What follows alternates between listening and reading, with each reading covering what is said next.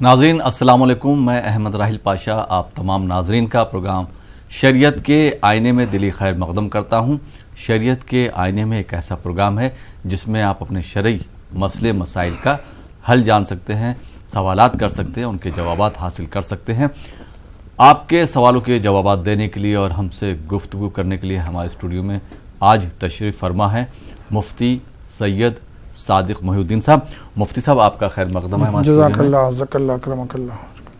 اور ناظرین آپ بھی اگر اس پروگرام کا حصہ بننا چاہتے ہیں تو آپ کال کر سکتے ہیں، نمبرات لگاتار اسکرول ہو رہے ہیں۔ ایک بات کا خیال رکھیے گا کہ جب بھی آپ ہم سے سوال پوچھیں، اپنا سوال کریں، براہ کرم اپنی ٹی وی کی آواز بالکل بند کر دیجیے گا یا ٹی وی سے دور ہٹ کر بات کیجیے تاکہ ٹی وی کی آواز ہم تک نہ پہنچ سکے، صرف آپ کی آواز ہم تک پہنچے۔ اور مجھے امید ہے کہ آپ ہمارا بھرپور تعاون کریں گے اس معاملے میں۔ مفتی صاحب، دنیا میں الگ الگ طرح کے لوگ ہیں، مختلف لوگ ہیں، لیکن صحیح معنی میں عقل مند اور دانش مند کون کہلاتے ہیں؟ بسم اللہ الرحمن الرحیم، نحمدہ ونصلی ونسلم علی رسولہ الکریم وعلی آلہ وصحبہ اجمعین، اما بعد۔ ناظرین گرامی، السلام علیکم ورحمۃ اللہ وبرکاتہ۔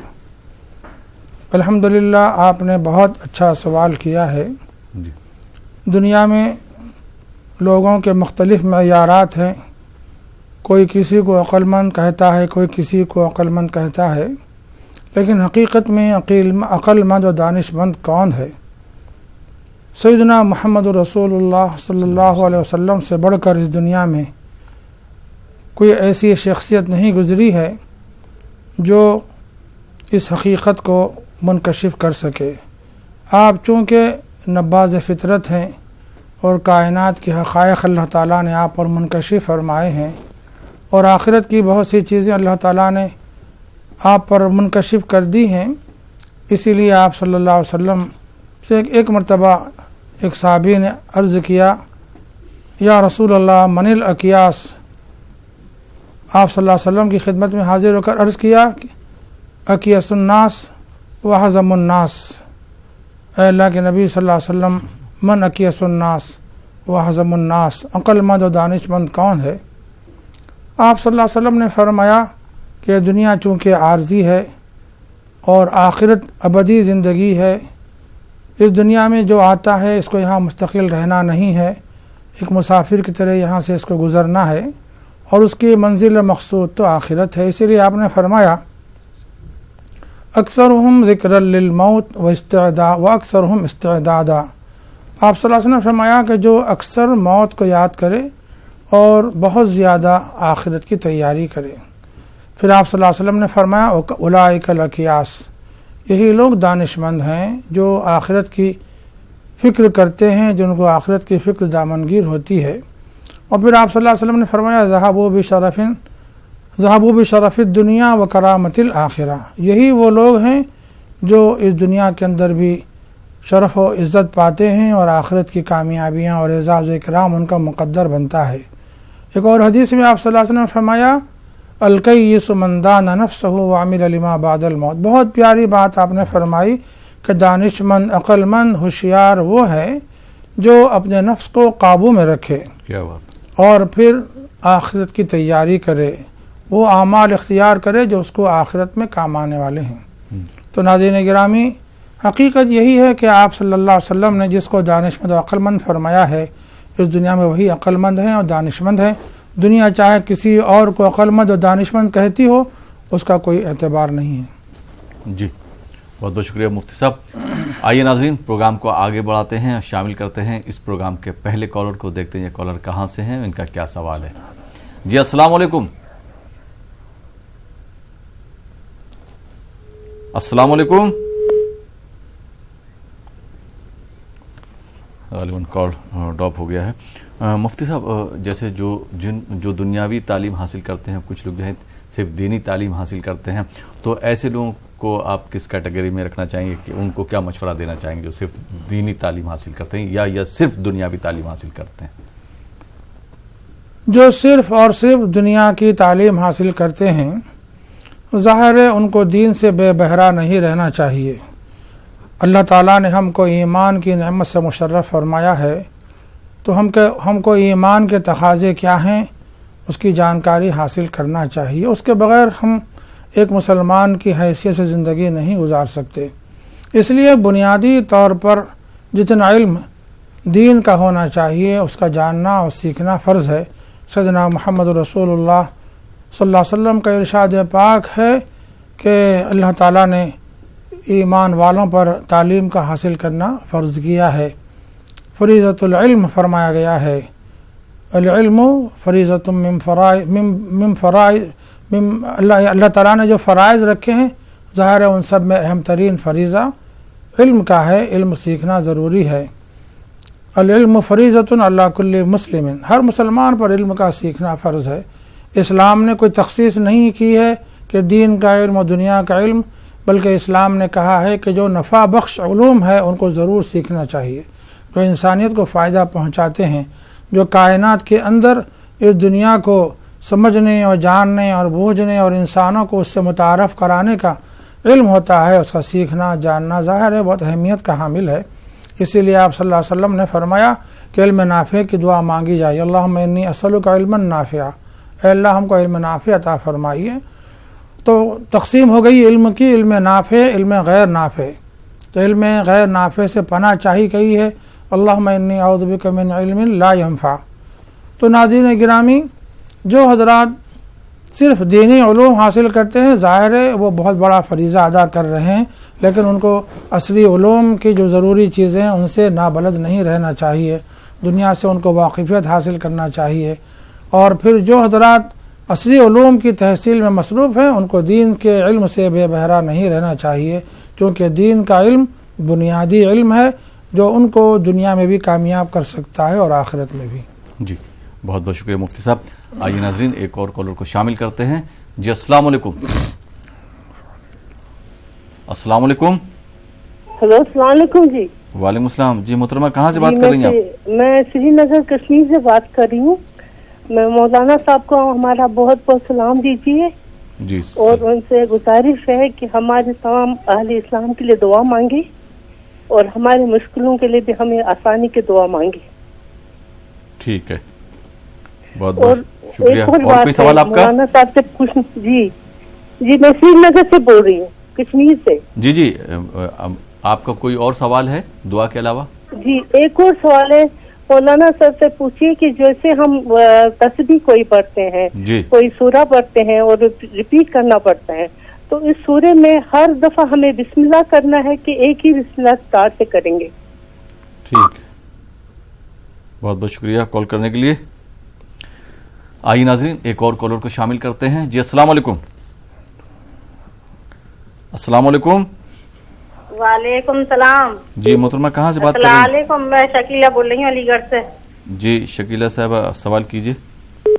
میرا سوال یہ ہے کہ عورتوں پر جمعہ فرض نہیں ہے، جی جیسے کہ حرم شریف میں ہے اور مرکز میں ہے، جامع مسجد میں ہے دہلی میں، ان میں تو عورتیں نماز پڑھ لیتی ہیں مطلب، جی جی اس کے بارے میں معلوم کرنا تھا۔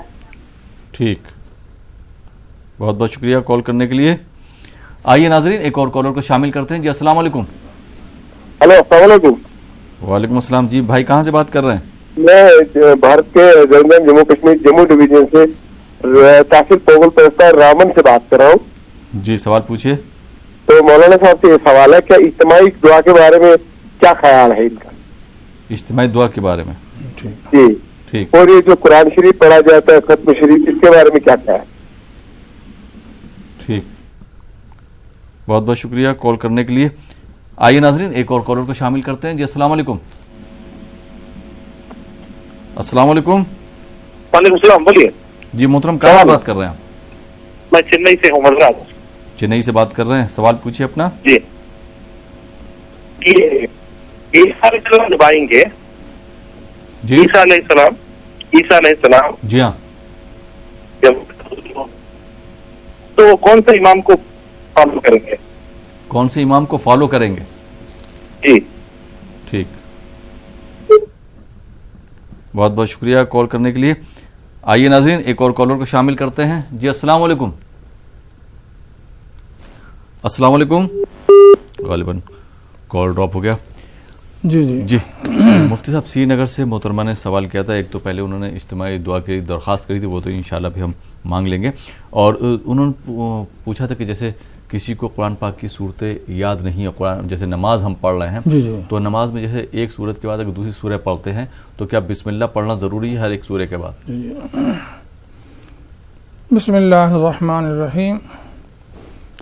अगर हम नमाज पढ़ रहे हों तो नमाज के आगाज़ में हम तकबीर तहरीमा कहते हैं, उसके बाद दुआ इस्तिफ्ताह पढ़ते हैं और फिर जब क़िराअत शुरू होती है सूरह फातिहा की तो हमको अऊज़ु बिल्लाहि मिनश शैतानिर रजीम और उसके साथ बिस्मिल्लाहिर्रहमानिर्रहीम पढ़ना चाहिए। जब हमने ये पढ़ लिया है उसके बाद सूरह फातिहा की तिलावत करेंगे और सूरह फातिहा की तिलावत जब हो जाए तो आमीन कहेंगे। अब जब हम ज़म्मे सूरा यानी दूसरा नया सूरा पढ़ेंगे तो यहाँ बिस्मिल्लाह पढ़ने के बारे में दो अक़वाल हैं। बाज़ों ने कहा है कि हर सूरत से पहले बिस्मिल्लाह पढ़ी जाए और बाज़ों का ख़्याल ये है कि हमने सूरह फातिहा से पहले जो बिस्मिल्लाह पढ़ ली है वही काफ़ी है। और इसी तरह आने वाली रकात में भी हम सूरह फातिहा से पहले सिर्फ बिस्मिल्लाह पढ़ेंगे और उसके बाद ज़म्मे सूरा में हाँ आप चाहें तो तस्मीया पढ़ लीजिए और न चाहें कोई हर्ज की बात नहीं है। ये नमाज की बात है। और अगर आप नमाज से हटकर कुरान पाक की तिलावत कर रहे हों तो फिर ताऊज़ यानी औज़ु बिल्लाहि मिनश शैतानिर रजीम बिस्मिल्लाहिर्रहमानिर्रहीम पढ़ कर तिलावत का आगाज़ करें। और जब भी नया सूरा शुरू हो तो वहाँ आप बिस्मिल्लाहिर्रहमानिर्रहीम पढ़ें और सूरह तौबा में बिस्मिल्लाहिर्रहमानिर्रहीम पढ़ना नहीं है और आप तिलावत मौकूफ़ कर दें किसी वजह से, तब तो फिर आपको फिर दोबारा तिलावत करना जब आपका इरादा हो जाए तो फिर अऊज़ु बिल्लाहि मिनश शैतानिर रजीम पढ़कर तिलावत का आगाज़ कर लेना काफ़ी है। लेकिन इसके साथ साथ आप अगर तस्मीया यानी बिस्मिल्लाहिर्रहमानिर्रहीम भी पढ़ते हैं तो ज़्यादा बेहतर है। जी जी बहुत बहुत शुक्रिया। अच्छा मुफ्ती साहब जैसे फातह वगैरह होती तो वहाँ पे देखा कि जैसे अभी आपने फरमाया सूरह फातह के बाद जो है जो और चारों कुल पढ़ते तो हर बार बिस्मिल्लाहिर्रहमानिर्रहीम पढ़ते, तो अगर नमाज में भी अगर ऐसा करते हैं तो कोई हर्ज तो नहीं है? कोई हर्ज की बात नहीं है। नमाज में जब ज़म्मे सूरा शुरू करेंगे आप तस्मीया पढ़ सकते हैं। जी जी। और अगर बगैर पढ़े कि भी आप अगर ज़म्मे सूरा शुरू कर दें तो आप सूरह फातिहा से पहले जो तस्मीया पढ़ चुके हैं वो काफ़ी हो जाएगा इंशाअल्लाह। ठीक है, बहुत बहुत शुक्रिया मुफ्ती साहब। और शकीला साहिबा ने अलीगढ़ से सवाल किया था कि चूँकि औरतों पर जुमे की नमाज जो है फ़र्ज़ नहीं है, लेकिन हरम शरीफ में या दिल्ली की जामा मस्जिद या जो जामा मस्जिद है मुख्तलिफ शहरों की, तो वहाँ पे जो है ख़वातीन आके नमाज अदा करती हैं, इसके बारे में क्या ख्याल है? इस्लाम ने औरतों पर जमात की शिरकत को वाजिब नहीं किया है। इसमें ख़वातीन की सहूलत का लिहाज रखा गया है कि उनको दुश्वारी से और हरज से बचाया जाए। और एक ये भी लिहाज है कि ख़वातीन को जमात में शिरकत के लिए घर से बाहर निकलना पड़ेगा। और ज़ाहिर है बसा औक़ात ख़वातीन जब बाहर निकलती हैं तो फितने का अंदेशा है, इसीलिए इस्लाम ने बहुत दूर अंदेशी से काम लिया है और ख़वातीन से जमात को साख़ित कर दिया है। नमाजें तो फ़र्ज़ है लेकिन जमात इन पर वाजिब नहीं है, मर्दों पर जमात वाजिब है। अब ज़ाहिर है जुमा की नमाज की जमात में शिरकत औरतों पर फ़र्ज़ नहीं है और जमा भी फ़र्ज़ नहीं है उन पर, चूँकि जुमा बग़ैर जमात के नहीं हो सकता, तन्हा जुमा की नमाज अदा नहीं की जा सकती।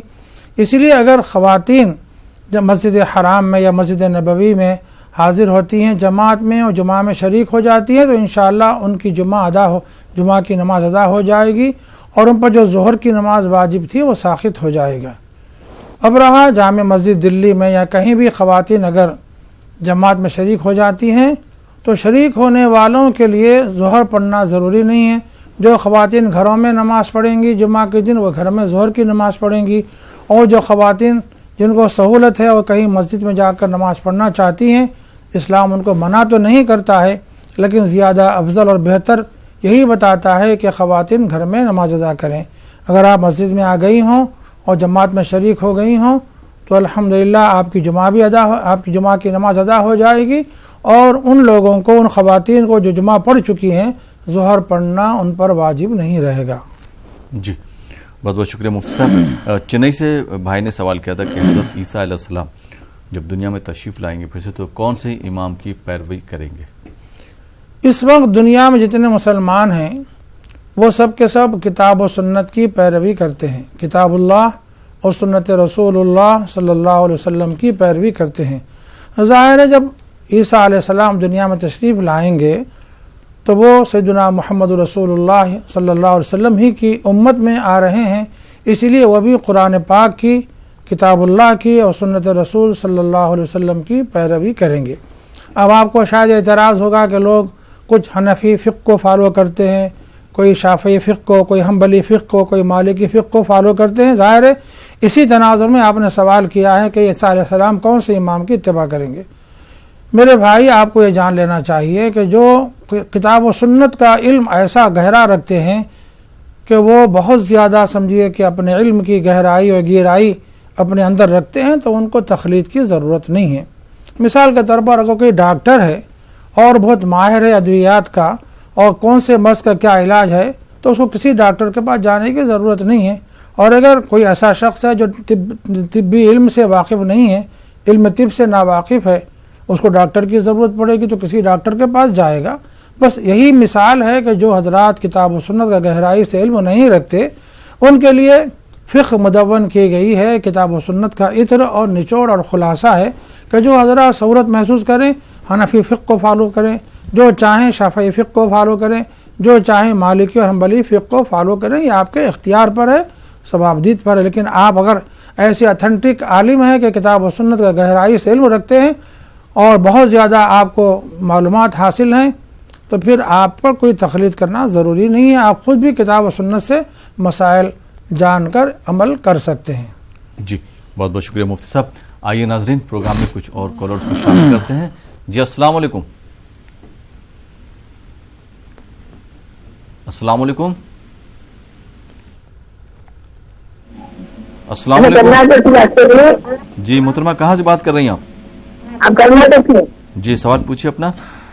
اب ہمارے بیٹے کی شادی ہو تو 7 سال ہو گئے، اولاد نہیں ہوئی، ہمیں تو نماز میں دعائیں ضرور نہیں ہو رہی ہے، اس کے لیے دعا بولو۔ بیٹے کی شادی کو 7 سال ہو گئے؟ ہاں 7 سال ہو گئے۔ 4 سال اولاد نہیں ہے؟ اولاد نہیں ہے، ہمیں تو نماز میں دعا مانگی، بے اولاد کو اولاد دے کر کو نہیں ہو رہی ہے، دعا بولو۔ ٹھیک ہے، بہت بہت شکریہ کال کرنے کے لیے۔ آئیے ناظرین ایک اور کالر کو شامل کرتے ہیں۔ جی السلام علیکم۔ وعلیکم السلام۔ جی محترم کہاں سے بات کر رہے ہیں آپ؟ سری نگر سے بات کر رہے ہیں۔ سوال پوچھیے۔ سوال یہ ہے کہ مولانا صاحب سے یہ سوال پوچھنا ہے، یہ حضرت خضر علیہ السلام ہر سال عرفات کے میدان میں آتے ہیں حضرت ادریس کے ساتھ، کیا یہ سچ ہے؟ عرفات کے میدان میں؟ عرفات کے میدان میں حضرت خضر علیہ السلام حضرت ادریس کے ساتھ آتے ہیں۔ ٹھیک، بہت بہت شکریہ کال کرنے کے لیے۔ آئیے ناظرین ایک اور کالر کو شامل کرتے ہیں۔ جی السلام علیکم۔ السلام علیکم۔ غالباً کال ڈراپ ہو گیا۔ جی مفتی صاحب کرناٹکا سے محترمہ نے سوال کیا تھا کہ ان کے بیٹے کی شادی کو 4 سال ہو چکے ہیں لیکن ابھی تک کوئی اولاد نہیں ہے، حالانکہ یہ نماز پڑھتی ہیں، دعا بھی مانگتی ہیں، اس کے علاوہ کوئی دعا ہو تو بتا دیں۔ آپ کے صاحبزادے شادی ہو کر 4 سال ہو چکا ہے، اب تک اولاد کی نعمت سے محروم ہیں۔ انبیاء کرام علیہم السلام کے دلوں میں بھی اللہ تعالیٰ نے اولاد کی چاہت رکھی تھی اور انہوں نے دعا کی ہے۔ ظاہر ہے انہی کلمات کو یاد کر کے ہم دعا کریں گے تو انشاءاللہ اس بات کی زیادہ امید کی جا سکتی ہے کہ اللہ تعالیٰ ضرور اولاد کی نعمت سے نوازیں گے۔ وہ دعائیں یہ ہیں، ہم آپ کی خدمت میں پیش کر رہے ہیں۔ ربی حبلی من الصالحین، ربی حبلی من الصالحین، ربی حبلی من لدنک ذریۃ طیبۃ انک سمیع الدعاء، ربی حبلی من لدنک ذریۃ طیبۃ انک سمیع الدعاء۔ یہ دعائیں کرتے رہیں آپ تو انشاءاللہ اللہ کی ذات سے یقین ہے کہ آپ کے صاحبزادے صاحب اولاد ہو جائیں گے۔ دعاؤں کے اہتمام کے ساتھ ساتھ بعض مرتبہ کچھ طبی اعتبار سے موانعات ہوتی ہیں، تو اسی لیے آپ اپنے صاحبزادے کو بھی اور ان کی اہلیہ محترمہ کو بھی کسی اچھے طبیب و ڈاکٹر سے رجوع کر کے ان کا علاج بھی کروا لیجئے اور معائنہ کروا لیجئے۔ اگر کوئی کمی بیشی ہوگی تو انشاءاللہ دواؤں سے اس کا ازالہ ہو جائے گا، لیکن بہرحال یہ ہے کہ دواؤں پر اعتماد نہیں کیا جا سکتا. دوا اسباب کے درجے کی چیز ہے.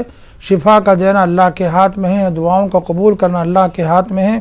اولاد کی نعمت سے نوازنا بھی اللہ سبحانہ وتعالیٰ کے دست قدرت میں ہے. لیکن ظاہری اسباب میں جو اسلام نے حکم دیا ہے اسباب اختیار کرنے کا وہ ضرور اختیار کریں اور دعاؤں کا اہتمام جاری رکھیں. اور خاص طور پر انہی کلمات سے آپ دعا کریں, اللہ کے دربار میں ان کو پیش کریں. انشاءاللہ اس سے زیادہ امید ہے دعا کی قبولیت کی انشاءاللہ. جی بہت بہت شکریہ مولانا صاحب.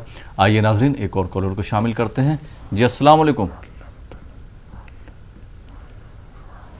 السلام علیکم. جی محترمہ کہاں سے بات کر رہی ہیں آپ؟ ہاں بنگلور سے بات کر رہی ہوں. سوال پوچھیے. میرے کو پیروں میں بہت درد رہتا ہے اور قرآن شریف بھی نہیں پڑھا. نماز بھی پیر پہ بیٹھ کے پڑھتی ہوں اور قرآن شریف تھوڑا پیر لمبے کر کے پڑھ سکتے ہیں کیا؟ ٹھیک. اور کوئی سوال؟ نہیں اتنا ہی. ٹھیک. آئیے ناظرین ایک اور کالر کو شامل کرتے ہیں. جی السلام علیکم. وعلیکم السلام. جی بھائی کہاں سے بات کر رہے ہیں؟ جی میں سری نگر سے بات کر رہا ہوں. جی سوال پوچھیے.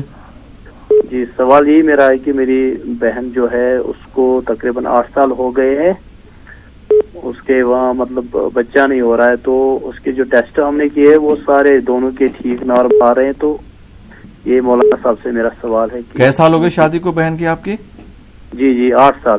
8 سال ہو گئے. ابھی کوئی اولاد نہیں ہے؟ جی ابھی نہیں ہے. ٹیسٹ جو دونوں کے کرائے وہ سب ٹھیک ہے. اچھا آپ نے اپنے بہنوں سے آپ کے بہن کے دونوں کے ٹیسٹ کروا دیا؟ ٹیسٹ سب نارمل آئے نا؟ جی دونوں ٹیسٹ ٹھیک ہے. ٹھیک.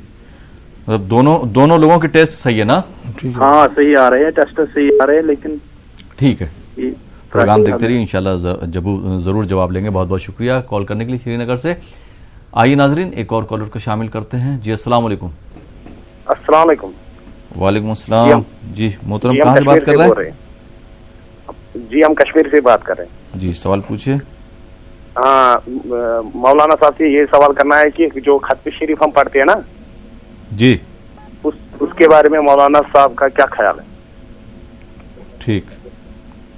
جی ہاں بہت بہت شکریہ کال کرنے کے لیے. آئیے ناظرین ایک اور کالر کو شامل کرتے ہیں. جی السلام علیکم. السلام علیکم. وعلیکم السلام. جی بھائی کہاں سے بات کر رہے ہیں؟ سری نگر سے بات کر رہا ہوں سر. سوال پوچھیے.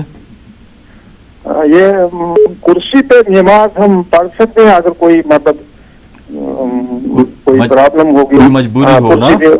ہاں. اور نیچے نماز پڑھنے کا, بیٹھے نماز پڑھنے کا کیا ہے, کوئی اس میں کیا آپ کی رائے ہے؟ ٹھیک ہے. ہاں بہت بہت شکریہ کال کرنے کے لیے.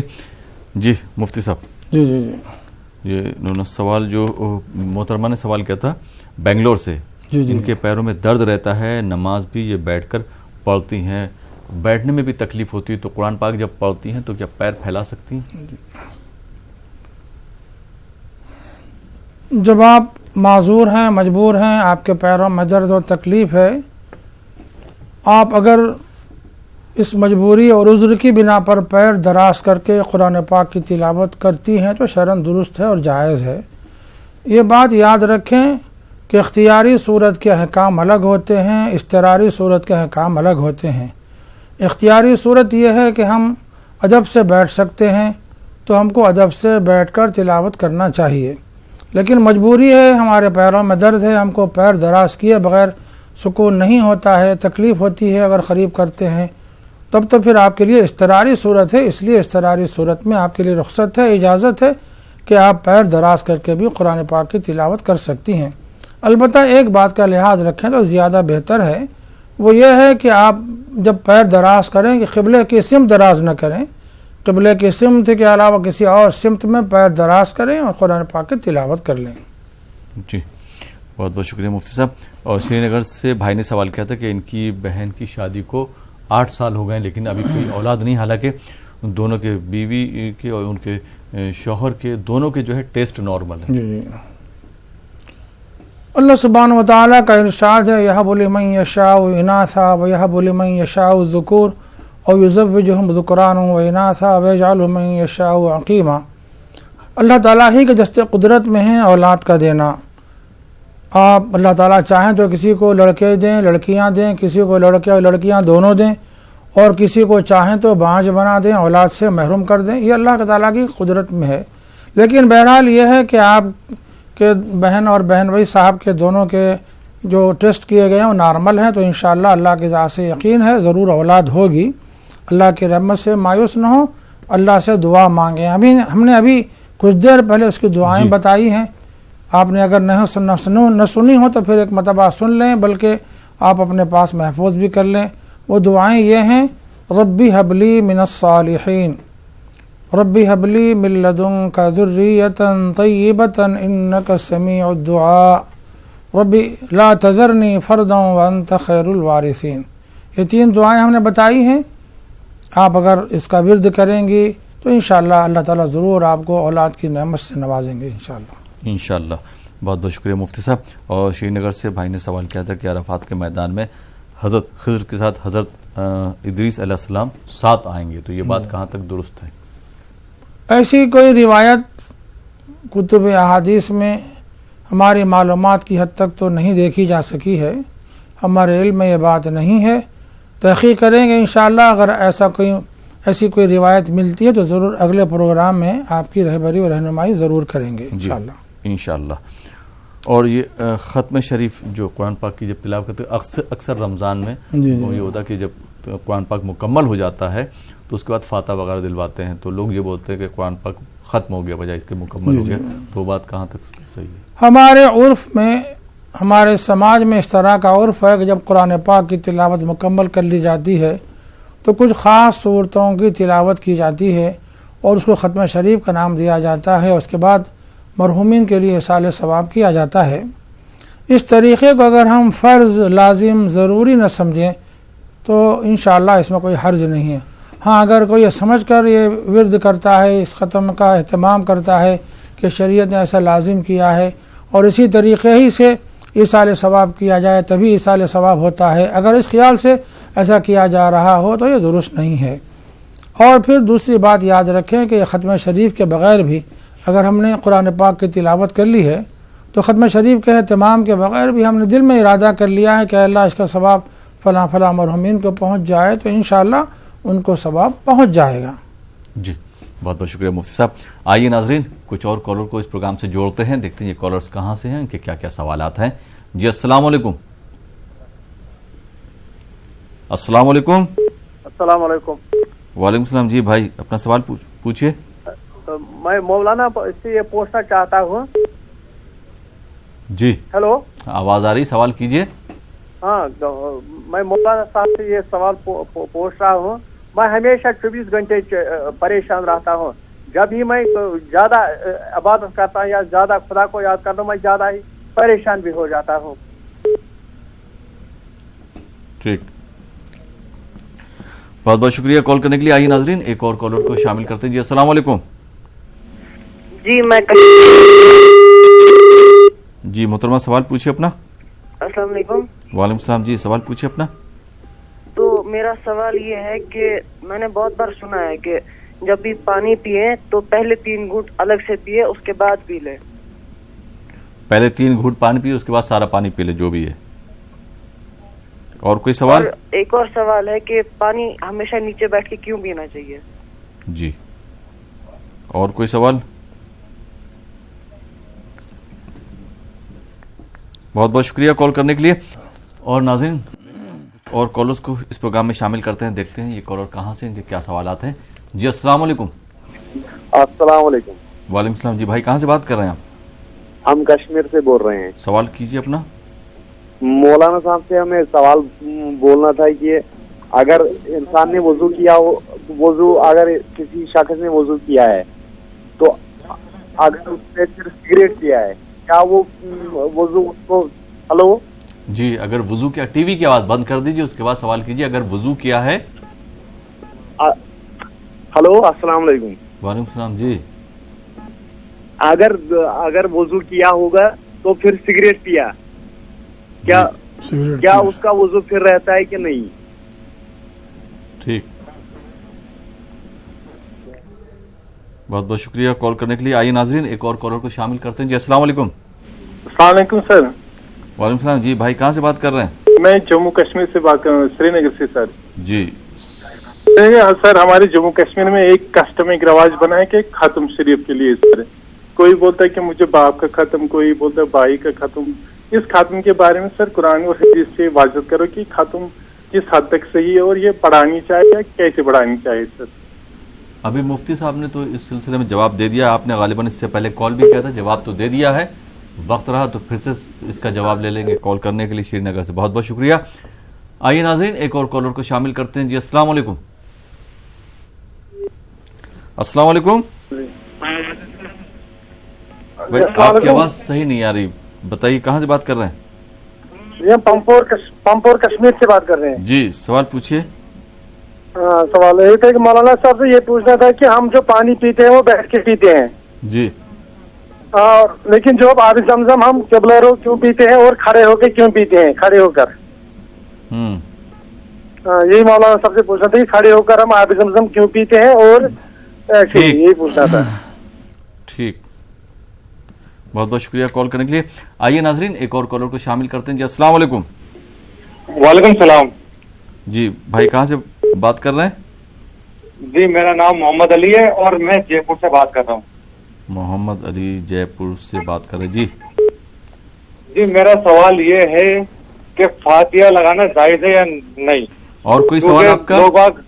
मेरा ये सवाल है कि फातिहा लगाते हैं, खाना सामने रखते हैं, तो ये सही है या गलत है? ठीक है, हमारे नबी से साबित है या नहीं है? ठीक है, बहुत बहुत शुक्रिया कॉल करने के लिए। आइए नाजरीन, एक और कॉलर को शामिल करते हैं जी। अस्सलाम वालेकुम। वालेकुम अस्सलाम सर। जी भाई, कहाँ से बात कर? क्वेश्चन था, अगर हम सुबह नमाज पढ़ रहे हैं जी, उसके बाद हम सिगरेट पी रहे हैं जी, आपका सवाल सुन लिया था। दूसरा ही है ये जी। हेलो जी जी, सवाल कीजिए अपना। गालिबन कॉल ड्रॉप हो गया जी। मुफ्ती साहब, ब्रेक पे जाने से पहले भी हमारे पास जो दो सवालात थे वो हम ले लेते हैं जी। मोहतरमा ने सवाल किया था और भाई ने भी उसी से मिलता जुलता सवाल किया था कि हम जो पानी पीते हैं तो पहले 3 घूंट पानी पीते, उसके बाद बचा हुआ पानी पी लेते। एक सवाल ये था। दूसरा सवाल ये था कि बैठ के पानी क्यों पिया जाता है, उसकी क्या वजह है? बिस्मिल्लाहिर्रहमानिर्रहीम। बैठकर पानी पीना सुन्नत है। सैयदना मुहम्मद रसूलुल्लाह सल्लल्लाहु अलैहि वसल्लम ने जब हम पानी पीना चाहें तो बैठकर पानी पीने की हिदायत दी है, इसलिए सुन्नत है और सुन्नत समझकर हम अमल करेंगे तो इंशाअल्लाह ज़रूर सवाब मिलेगा। मौजूदा साइंसी दुनिया तहक़ीक़ की तरफ रवां दवां है। इस वक्त साइंसी दुनिया तहक़ीक़ करके बता रही है कि ठहर कर पानी पीना सेहत के लिए नुकसान रसा है। तो अल्हम्दुलिल्लाह आप सल्लल्लाहु अलैहि वसल्लम की सुन्नत की इत्तिबा पैरवी में अल्हम्दुलिल्लाह बहुत से फ़वायद हैं, मादी एतबार से भी, लेकिन रूहानी एतबार से हम उसे सुन्नत समझ कर अमल करेंगे तो सवाब भी मिलेगा और इंशाअल्लाह जो मुज़िर सेहत मामलात हैं, असरात हैं, उससे हमारी हिफाजत भी होगी। अब रहा बैठकर हम पानी पीते हैं और उसके बाद फिर 3 घूंट में पानी पीना भी सुन्नत है। यह भी जो सुन्नत है ये हम पर शफ़क़त और रहमत के एतबार से है। एक इंसान अगर बहुत तेज़ी से पानी पी लेगा तो बस औक़ात उसके जान के लाले पड़ सकते हैं, कोई नुकसान हो सकता है। इसीलिए धीरे धीरे पानी पीना चाहिए। इस सेहत की बरकरारी के लिए ज़ाहिर एक उसूल है, आप सल्लल्लाहु अलैहि वसल्लम ने हमारे लिए शफ़क़त और रहमत का लिहाज रखते हुए ये इरशाद फरमाया है। अगर हम बैठकर पानी पीते हैं तो अल्हम्दुलिल्लाह इसमें भी फ़ायदा है और हम 3 घूंट में पीते हैं तो इसमें भी फ़ायदा है। इसलिए सुन्नत ये है कि पहले 1 घूंट पानी पी लें आहिस्ता से, फिर आप गिलास या जो भी आप प्याला पी रहे हैं उसको मुंह से हटाएं और शुरू में बिस्मिल्लाह पढ़ लें और दूसरा घूंट पी लें और फिर प्याला हटा लें और फिर तीसरा जो घूंट है आप चाहें तो बचा हुआ पानी पूरा पी सकते हैं। वैसे आप अगर आपको राहत महसूस होती है आहिस्ता आहिस्ता पीने में तो 3 घूंट से ज़ायद घूंट करके भी आपको पी सकते हैं, इसमें कोई शरन ममानियत नहीं है। अब रहा एक सवाल हमारे भाई ने किया है कि आब ज़मज़म ठहर कर क्यों पीते हैं, ये पानी बैठ कर क्यों पीते हैं। ज़ाहिर है इस कुरे अर्ज़ पर सारे पानियों में सबसे अफजल तरीन पानी, सबसे ज़्यादा अच्छा पानी, खैर वाला पानी है تو وہ آب زمزم ہے، یعنی زمزم کا پانی ہے، اور چونکہ اس کے اندر اس کے اندر ایک تقدیس آ گئی ہے اور اس کی بڑی فضیلتیں بیان کی گئی ہیں۔ حدیث پاک میں آیا ہے کہ وہ ایک انسان کے لیے غذا بھی ہے اور دوا بھی ہے، اور تشنگی کی سیرابی کا کام بھی زمزم کرتا ہے۔ تو الحمدللہ بہت سے فوائد ہیں، اور سائنسی دنیا نے بھی اس پانی کی جو خوبیاں ہیں اس کو کھول کر واضح کیا ہے، بیان کیا ہے۔ اس لیے چونکہ یہ اچھا پانی ہے اور اللہ تعالیٰ کی طرف سے ایک انعام ہے، اس لیے ادب اور احترام کے تقاضے کو ملحوظ رکھ کر قیام کر کے زمزم پیا جاتا ہے۔ لیکن ایسا قیام کر کے پینا کوئی لازم اور فرض نہیں ہے۔ کوئی آپ بیٹھ کر پینا چاہتے ہو زمزم، تب بھی آپ کو اجازت ہے، قیام کر کے پیتے ہیں تو زیادہ بہتر ہے۔ جی بہت بہت شکریہ مفتی صاحب۔ اور آب زمزم کی یہ خاصیت ہے کہ وہ اس کا ٹیسٹ کبھی بدلتا نہیں ہے، ذائقہ کبھی بدلتا نہیں ہے، اور کبھی اس میں کیڑا نہیں پڑتا جیسے عام جو پانی رہتا ہے اس میں۔ ظاہر ہے الحمدللہ اللہ کا بڑا انعام اور احسان یہ ہے کہ آپ برسوں زمزم اپنے پاس رکھ لیجئے، وہ خراب نہیں ہوگا۔ عام پانی آپ اگر برتن میں بند کر کے محفوظ کر کے رکھیں گے تو وہ خراب ہو جائے گا، اس میں بو پیدا ہو جائے گی، کیڑے پیدا ہو جائیں گے۔ اللہ کی شان، اس کی قدرت، ایک معجزہ ہے اس پانی کا کہ اللہ تعالیٰ نے مکۃ المکرمہ میں اس پانی کے چشمے کو جاری کیا ہے۔ آپ برسوں رکھ لیجئے، الحمدللہ اس پانی میں کوئی خرابی نہیں آتی۔ اور پھر یہ پانی وہ ہے کہ ایک چھوٹا سا کنواں ہے، دنیا بھر میں وہ پانی پھیلایا جاتا ہے، لوگ وہاں سیراب ہوتے رہتے ہیں، اور جتنے حجاج کرام معتمرین آتے ہیں اپنے ساتھ باٹل لے کے جاتے ہیں، دنیا بھر میں پانی کی سپلائی ہوتے رہتی ہے، اس کے باوجود اس کے چشمے میں ایک خطرے کی کمی واقع نہیں ہوتی۔ جی، اور آپ نے صحیح فرمایا، جو ہمارے جو بہت سے ناظرین ہوں گے ان کو پتہ تو ہوگا، لیکن جو آپ نے یہ بات کہی کہ اگر پانی پیا جائے، آب زمزم اگر ہم پیتے ہیں تو وہ جو ہے غذا کا بھی کام کرتا ہے۔ حدیث شریف میں یہ بات، جی ہاں، حدیث شریف میں ہے۔ جی بہت بہت شکریہ مفتی صاحب۔ اور ایک کشمیر سے سوال کیا تھا بھائی نے کہ اگر جیسے وضو کرتے ہیں، وضو کرنے کے بعد اگر کوئی سگریٹ نوشی کرتا ہے، سگریٹ پیتا ہے، تو اس کا وضو باقی رہتا ہے یا نہیں؟ سگریٹ پینا یہ نواقضات وضو میں سے نہیں ہے، یعنی سگریٹ سے وضو نہیں ٹوٹتا۔ لیکن اگر آپ نے وضو کر لیا ہے اور اس کے بعد نماز پڑھنا چاہتے ہوں تو ظاہر ہے اسلام اس بات کو پسند نہیں کرتا کہ آپ کے منہ میں بو ہو، اور وہ بو جو منہ میں آپ کی خراب بو ہے لوگوں کو اس سے ایذا پہنچ سکتی ہے۔ وہ بو رکھتے ہوئے مسجد میں پہنچیں گے تو ظاہر ہے اس سے موجود فرشتوں کو ایذا پہنچتی ہے، اور حاضرین کو جو نماز میں شریک ہے ان کو بھی تکلیف پہنچتی ہے، اس لیے اس کو پسند نہیں کیا گیا۔ اور حدیث پاک میں آتا ہے کہ اگر کوئی کچی پیاز اور لہسن کھا لیا ہو تو اس کو چاہیے اپنے دہن کو اچھی طرح صاف کرے اور اس کے بعد وہ مسجد میں جائے، نماز میں شرکت کرے۔ اسی لیے اگر کسی نے سگریٹ پی لیا ہو وضو کرنے کے بعد، اس کو چاہیے کہ مسجد میں جانے سے پہلے اپنے دہن کی اچھی صفائی کرے اور کوشش کرے کہ منہ کی جو بو ہے وہ دور ہو جائے۔ جب تک کہ منہ کی بو دور نہ ہو جائے اس وقت تک اپنے دہن کو صاف کرے، اس کے بعد مسجد میں جائے۔ جی بہت بہت شکریہ مفتی صاحب۔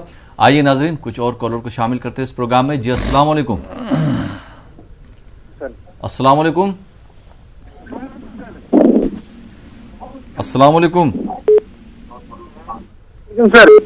جی بھائی کہاں سے بات کر رہے ہیں آپ؟ میں کشمیر سے، جموں کشمیر سے نذیر احمد بول رہا ہوں۔ سوال پوچھیں۔ میرا سوال ہے، جو حاجی صاحبان آتے ہیں آج لیتے ادھر سے حج سے، جی تو وہ نیچے بیٹھ کے پیتا ہے اوپر سے کھڑا پیتے ہیں؟ اور کوئی سوال آپ کا؟ اور سوال ہے سر، جو نماز صبح کا ٹائم ہے وہ فکسڈ ہے یا کوئی دیر سے بھی پڑھ سکتا ہے؟ فجر کی نماز؟ ہاں ٹھیک، بہت بہت شکریہ کال کرنے کے لیے۔ آئیے ناظرین ایک اور کالر کو شامل کرتے ہیں۔ جی السلام علیکم۔ السلام علیکم۔ وعلیکم السلام ورحمۃ اللہ۔ جی بھائی کہاں سے بات کر رہے ہیں آپ؟ جناب میں کشمیر سے بول رہا ہوں۔ جی سوال پوچھئے۔ کشمیر سے بول جی جی سوال پوچھئے۔ جناب عرض ایسا ہے کہ میرے ابھی ایک صاحب نے کشمیر سے آپ کو فون کیا تھا کہ اس نے بولا ختم پڑھتے ہیں کشمیری۔ جی کشمیری ایک ختم کیا ہوتا ہے، اس میں ختم کیا ہے وہ تو آپ کو پتا نہیں ختم کیا ہے۔ ختم ایسا ہے کہ اس میں سرور کرام جناب محمد جارد اللہ علیہ وسلم صلی اللہ علیہ وسلم. جی جی سوال کیا ہے آپ کا؟ کیا پہلے پڑھتے ہیں سورہ فاتحہ پڑھتے ہیں 12 مرتبہ. میرے کہنے کا مطلب یہ ہے کہ اس میں قرآن اور نبی صلی اللہ علیہ وسلم جو مشہور پڑھتے ہیں. جی ٹی وی کی آواز بند کر دیجئے، آپ کی آواز بھی آ رہی، ٹی وی سے بھی آواز آ رہی. جی ٹی وی کی آواز بند کرو. یا ہادی یا نور پڑھتے ہیں. میں تھوڑا دہرانا چاہتا ہوں. جی جی دہرانا چاہتا ہوں مولوی صاحب کو کیا پڑھتے ہیں ہم. جی ہاں بتائیے. یا پہلے پڑھتے ہیں سورہ فاتحہ جی. 12، اس کے بعد درود مشہور، اس کے بعد ہادی یا نور یا ہادی یا منور، اس کے بعد شین اللہ یا حضرت سید العرب والعجم جی صلی اللہ علیہ وسلم یا رسول اللہ. جی اس کے بعد پھر درود مشہور، اس کے بعد سورہ فاتحہ پڑھتے ہیں. صلوات المسجد النبی محمد فریاد حضرت سید رسول اللہ صلی اللہ علیہ وسلم کی تعریف کیا جاتے. اس کے بعد الصلاۃ والسلام علیکہ یا سیدی یا رسول اللہ. باقی کچھ یہ اس نے پورے جی جی غالباً کال ڈراپ ہو گیا ہے. میں اگر رکاوٹ آتی ہے تو اس کی آسانی کے لیے کوئی دعا ہو تو وہ بتا دیں. بسم اللہ الرحمن الرحیم. اس دنیا میں وہ کام آسان ہو سکتا ہے جس کو اللہ سبحانہ و تعالیٰ آسان کر دیں، اور اگر کوئی کام آسان ہو بظاہر دیکھنے میں لیکن وہ مشکل ہو سکتا ہے. اللہ تعالیٰ کی چاہت پر ساری باتیں موقوف ہیں. اللہ تعالیٰ چاہیں تو مشکل ترین کام آسان ہو سکتا ہے، اور اللہ تعالیٰ نہ چاہیں تو آسان ترین کام مشکل ہو سکتا ہے. سیدنا محمد رسول اللہ صلی اللہ علیہ وسلم نے دعا سکھائی ہے، بہت پیاری دعا ہے. 2 دعائیں ہیں، آپ یاد رکھ لیں. اللہم الطف بنا فی تیسیر کل عسیر فإن تیسیر کل عسیر علیک یسیر. اللہم الطف بنا فی تیسیر کل عسیر. اے اللہ ہم پر رحمت مہربانی فرمائیے اور مشکل کاموں کو آسان فرما کر. فإن تیسیر کل عسیر علیک یسیر. ہر مشکل کام کا آسان کرنا پروردگارا آپ کے لیے آسان ہے. اور ایک دعا ہے آپ صلی اللہ علیہ وسلم نے سکھائی، اللہم لا سہل الا ما جعلتہ سہلا. پروردگار عالم جس کام کو آسان کریں مولا وہی کام آسان ہو سکتا ہے. وہ کام آسان نہیں ہو سکتا جس کو آپ آسان نہ کریں. اللہم لا سہل مگر الا ما جعلتہ سہلا. اللہم لا سہل الا ما جعلتہ سہلا. وہی کام آسان ہو سکتا ہے پروردگار عالم جس کو آپ آسان کر دیں. اللہم لا سہل الا ما جعلتہ سہلا وانت تجعل الحزن اذا شئت سہلا. پروردگارا رنج و غموں کو ہموم کو سمجھیے سب کو آسان کرنا دور کر دینا آپ ہی کے دست قدرت میں ہے. لا الہ الا اللہ العظیم الحلیم سبحان اللہ رب العرش العظیم والحمد للہ رب العالمین کے کلمات آئے ہیں. اگر ہم کوئی چیز محسوس کر رہے ہوں کہ پریشانی ہے اور یہ کام بہت مشکل ہے تو فوری ہم کو یہ دعا کرنی چاہیے. یہاں تک کہ اگر ہم محسوس کر رہے ہوں کوئی کام آسان ہم کو دکھائی دے رہا ہو سکتا ہے کسی لمحہ وہ کام مشکل ہو جائے، اس لیے ہمیشہ ان دعاؤں کا ورد جاری رہنی چاہیے. جی بہت بہت شکریہ مفتی صاحب. اور یہ محمد علی صاحب نے جے پور سے سوال کیا تھا کہ جو فاتح ہم دلواتے ہیں کہ یہ نبی کریم سے ثابت ہے؟ سیدنا محمد رسول اللہ صلی اللہ علیہ وسلم سے ایصال ثواب ثابت ہے. ایصال ثواب کے معنی یہ ہے کہ کوئی ہم نیک کام کریں، صدقہ و خیرات کریں، کسی غریب کو کھانا کھلا دیں، اور کسی ننگے بدن کو کپڑا پہنا دیں، پیاسے کو پانی پلا دیں، اور کسی بیمار کی دواؤں کا انتظام کر دیں، کسی غریب طالب علم کی فیس کا انتظام کر دیں.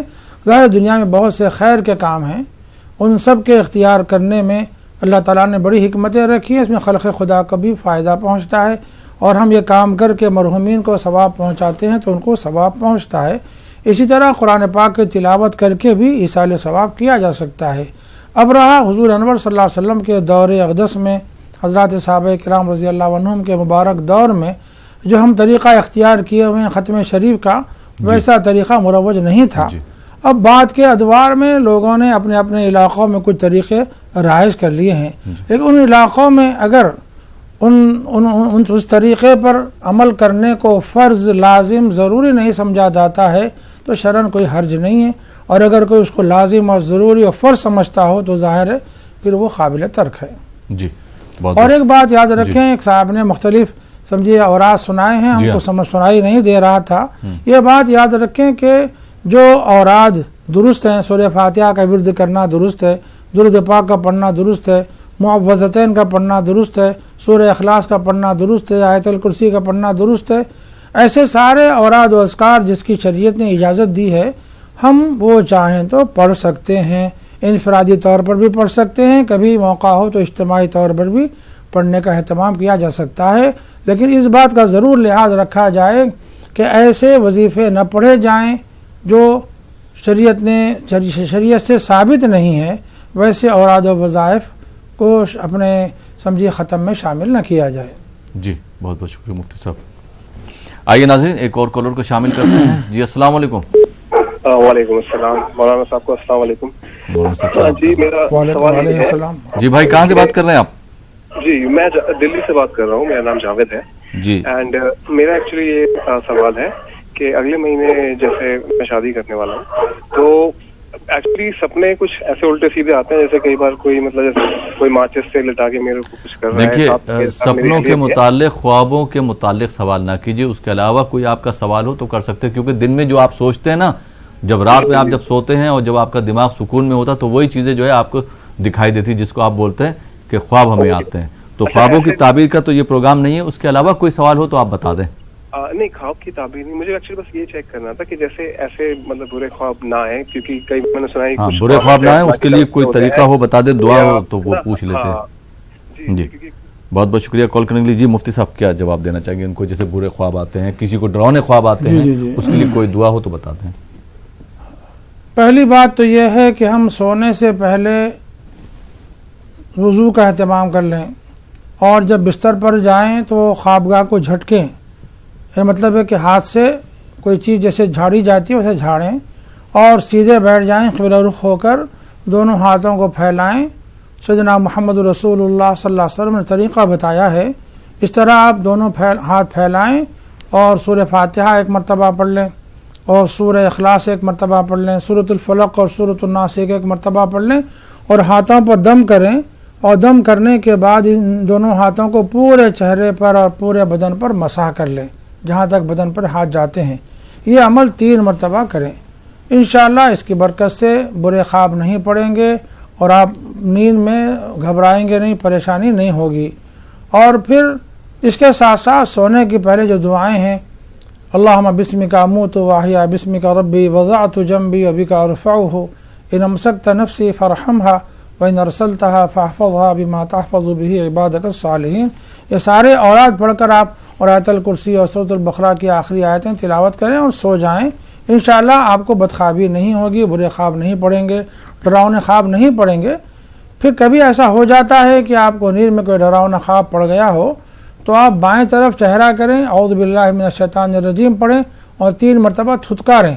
تو انشاءاللہ اس کی وجہ سے وہ جو برا خواب ہے اس کے جو مضر اثرات ہو سکتے ہیں وہ دور ہو جاتے ہیں انشاءاللہ. بہت بہت شکریہ مفتی صاحب. آئیے ناظرین ایک اور کالر کو شامل کرتے ہیں. جی السلام علیکم. السلام علیکم. السلام علیکم. غالباً کال ڈراپ ہو گیا. مفتی صاحب محترمہ نے ایک سوال کیا تھا کہ دعا ان کے لیے کچھ ہو تو بتا دیں، کیونکہ گھر میں پریشانی بھی ہے، خیر و برکت بھی نہیں، کوئی دعا ہو تو بتا دیں تاکہ ان کے کام جو ہیں، کاروبار جو ہے ترقی ہو. بہت آسان سا وظیفہ ہم بتاتے ہیں آپ کو، لیکن اس وظیفے کے ساتھ ساتھ آپ شرعی حکام کی ضرور پیروی کریں. آپ بھی اور آپ کا سارا گھرانہ اسلامی حکام کے مطابق زندگی گزارنے کا عزم و ارادہ کرے اور اس پر سچے دل سے عمل پیرا ہو جائے. اور پھر یہ وظیفہ پڑھیں، لا حول ولا قوت الا باللہ العلی العظیم. اس کو آپ 500 مرتبہ ورد کریں تو بہت بہتر ہے، اس کے اچھے نتائج و ثمرات مل سکتے ہیں. اور بہت زیادہ بہتر بات یہ ہے کہ اس وظیفے کے آغاز سے پہلے 100 مرتبہ درود شریف پڑھ لیں، اور وظیفے کے اختتام پر بھی 100 مرتبہ درود شریف پڑھیں. موقع ہو، نماز پڑھنے کا وقت ہو تو 2 رکعت نفل نماز صلاۃ حاجت پڑھیں، اور اپنی پریشانیوں کے حل کے لیے اللہ کی بارگاہ میں رجوع ہو کر دعا کریں. اور یہ دعا بھی آپ صلی اللہ علیہ وسلم نے سکھائی ہے، اگر آپ کو یاد ہو تو یہ دعا کر لیں، اللہم فارج الہم کاشف الغم مجیب دعوت المضطرین رحمان الدنیا والآخرۃ ورحیمہما انت ترحمنی ورحمنی برحمت تغنینی بہا الرحمت من سواک۔ جی بہت بہت شکریہ مفتی صاحب، آپ ہمارے اسٹوڈیو میں تشریف لائے اور آپ نے ہمارے ناظرین کی شرعی رہنمائی فرمائی، بہت بہت جزاک شکریہ۔ اللہ جزاک اللہ عزک اللہ کرمک اللہ۔ تو ناظرین یہ تھا ہمارا پروگرام شریعت کے آئینے میں، یہ پروگرام فی الحال یہیں پہ ختم ہوتا ہے۔ اسی کے ساتھ اپنے میزبان احمد راحیل پاشا کو اجازت دیجیے اور آپ دیکھتے رہیے نیوز 18 اردو۔